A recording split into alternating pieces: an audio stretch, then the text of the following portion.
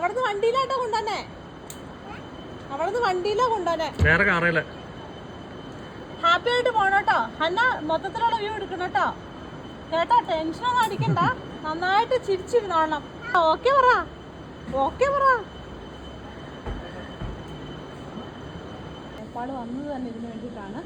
അപ്പോൾ രണ്ടുപേരും റെഡി ആയിട്ട് കയറാൻ പോവാണ്. ഭയങ്കര ഹാപ്പിയാണ്. നല്ല ദൂരമുണ്ട്.